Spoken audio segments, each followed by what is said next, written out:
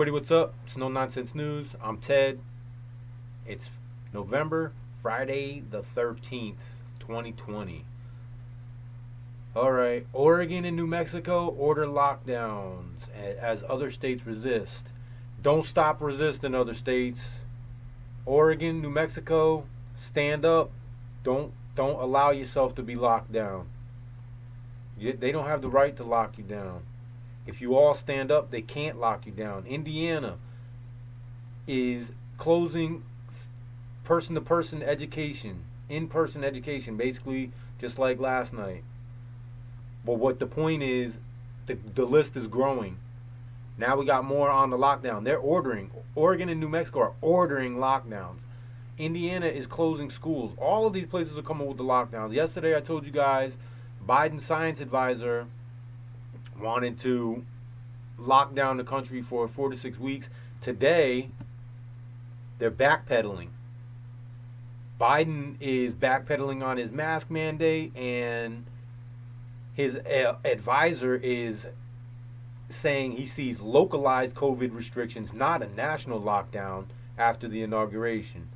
So basically, you go on, you read the article, and it's what I'm telling you is he's backpedaling like Deion Sanders. Anyway, this is the one that really I'm gonna spend a little time on this one with you guys because this is important to me. And when I read this, and then I seen the comments that people were leaving, people were trying to slam this guy.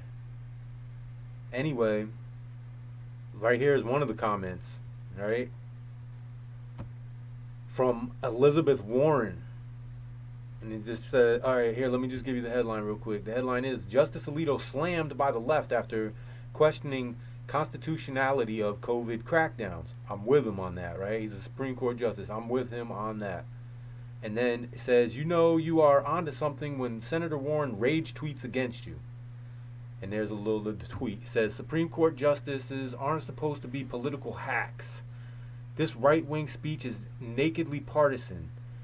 My bill to end corruption now restores some integrity to our court by forcing justices to follow the ethics rules of other judges follow. Bullshit. Bullshit.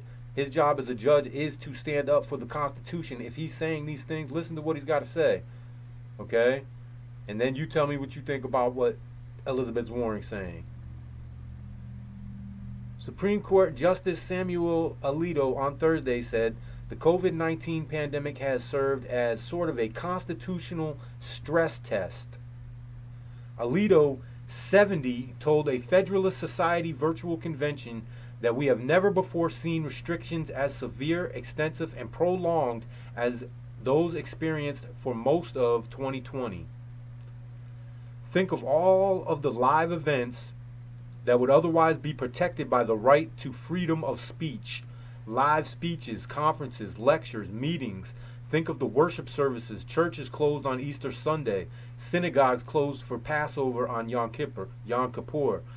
Think about access to the courts or constitutional right to a speedy trial. Trials in federal courts have virtually disappeared in many places. Who could have imagined that, he said. And that's what I'm talking about. All of those freedoms have been trampled by our government, and we didn't even put up any kind of fight. We just got scared and ran home. And now I'm telling you, the information has come out. They're still trying to come back with more scare tactics now, but they still don't have the deaths to back it up. Whether you want to argue if it's real, whether you want to argue if it's fake, whether you want to argue how bad it is, here's the deal. We got the numbers, and the deaths aren't that bad. Now they're throwing these fear tactics of hospitals filling up again, and they're going to come from more of our rights. And right here you have a Supreme Court justice telling you that those rights were infringed upon, and it brings things into question. But anyway, I'm sorry, let me keep reading. One trend, according to the justice, is how executive actions have increasingly replaced legislation as a means to enact new laws. The vision of the early 20th century progressive and New Dealers in the 1930s was the policy making would shift from narrow-minded elected legislators to an elite group of appointed experts. And that dream has been realized to a large extent, Alito said. Every year, administrative agencies acting under broad delegations of authority churn out huge volumes of regulations that dwarf the statutes enacted by the people's elected representatives. And what have we seen in the pandemic? Sweeping restrictions imposed, for the most part, under statutes that confer enormous executive decision. Okay, what? Now you come down here. Basically, laws giving an official so much discretion can, of course, be abused. So when you give somebody the right to say, okay, we have a pandemic, you have the right to do whatever you got to do to stop the spread, and they start trampling your rights, that's what he's questioning. Do they have the right to do that? Because that's not freedom. And what, going back to what Alito said, and whatever one may think about the COVID restrictions, we surely don't want them to become a reoccurring feature after the pandemic has passed. All sorts of things can be called an emergency or a disaster of major proportions. Simply slapping on that label cannot provide the ground for abrogating our most fundamental rights. And whenever fundamental rights are restricted, the Supreme Court and other courts cannot close their eyes. Now, why on earth is Elizabeth Warren slamming this Supreme Court justice, saying that this is political? This has nothing to do with politics. You know what the reason is? Because what's political about it is he's actually looking at our freedoms and our rights, and Elizabeth Warren doesn't give a shit about your rights. Okay? That's why she's slamming what he has to say. I went down in the comments, and they actually have people calling this guy racist. I was like, are you kidding me? What is racist about this? This is about all people. We all got locked down. They didn't only lock one race down. I tried to leave my own comment, and they wouldn't let me. Just so you guys know. Whatever, I don't know what you would call it, but I went in there to purposely have discord with the people, talk, get my message out there, and it wouldn't let me leave one. Anyway, if you can, go here, read this article, check it out, because actually it's pretty important. And it goes right along with what I talk to you guys every night about recently. Anyway, I'd like to get over and stop talking about it, but this is what it is, and this is what we got to talk about right now. And our rights are being trampled, all because we're scared. And this is backing it up. Go check it out. Anyway, in Minneapolis, violence surges as police officers leave the department in droves. Yeah, you remember, you guys wanted that. There was big protests and stuff. The sound of gunfire has become so familiar across North Minneapolis that Kathy Span worries she's grown numb to it. Basically says she hasn't seen this violent in a long time. People are getting shot. Innocent bystanders are getting shot. It hasn't been this violent since the mid-90s. And it's even more violent than that. The police are not as much of a presence as they used to be, Span said, noting that sometimes when neighbors call 911, officers are delayed in responding or don't come at all. Now, this is what you guys wanted. Maybe not this particular woman, because obviously she's concerned with how the situation's going. But this is what a large group of people acted as though they wanted, and now you're seeing it in some areas and the repercussions that come with it. The spike in violence. What did you think? Violence was going to go down when you defunded the police? Speaking of defunding the police, I actually seen an article. I don't have the headline right here. Check it out for yourself. The head of the defund the police movement called 911 on his Uber driver. You couldn't make this stuff up. Go check it out for yourself. I wish I had brought the headline up for you guys, but anyway, there were some boats, fishing boats over by Alaska that were out fishing, and U.S. boats faced Russian aggression near Alaska because Russia came up into our territory, and that's the only reason I'm telling you guys this story, by the way, is because it was in our territory. The fishing boats, they told the fishing boats to get out of there because they're doing some missile tests and stuff. There was some jets coming through, they're sending messages on their radio, and then actual ships came over to tell them in our waters. It's not like we were getting invaded like this headline might imply. But the point is, all year this year, and actually in the recent couple of years, past couple of years, Russia has been testing that border up there. And now we know that Russia and China have been growing an alliance in the past decade, even growing together on terms of trade. They have a bunch of They've partnered up for a lot of things.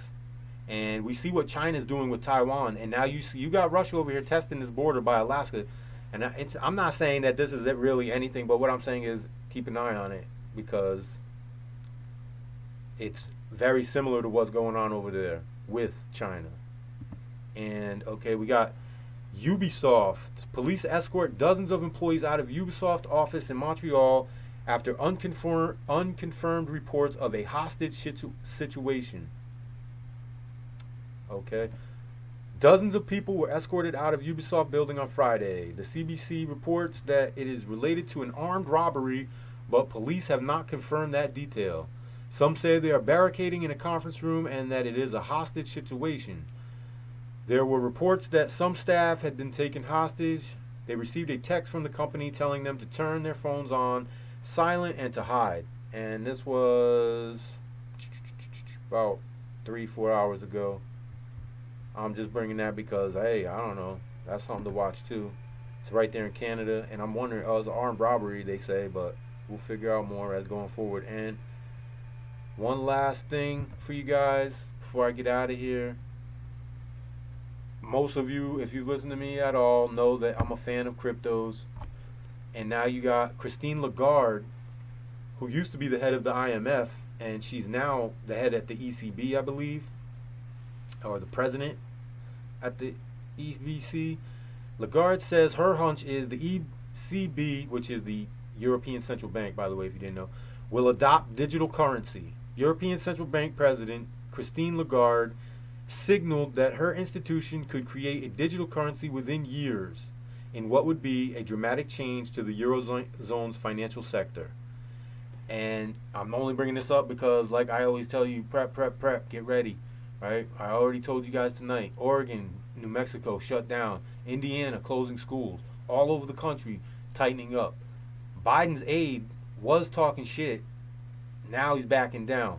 So let's keep him backing down. Let's keep him backing up, okay? Oregon and New Mexico, stand up.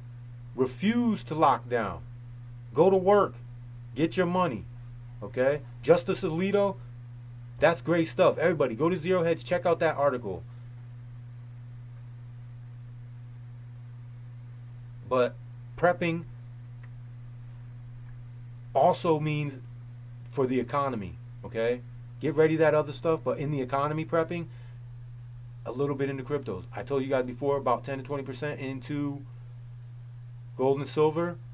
That it would be a good idea to get about 10 to 20% into cryptos if you got it. If not, get whatever you can. You can literally buy pennies worth of cryptocurrency. It's no excuse for anybody not to get in there, right? And I myself, like I told you, I practice what I preach. I have money invested in cryptos, not a large amount. I'm not no fortune, nothing like that. But one day I'm gonna tell you guys the story of how I accidentally fell into cryptocurrencies. It's funny. But anyway, I'm out of here for tonight. You guys have a good weekend. I'll see you Monday. Let me get a thumbs up, subscribe, and remember, don't be scared. Be prepared. I'll see you guys Monday.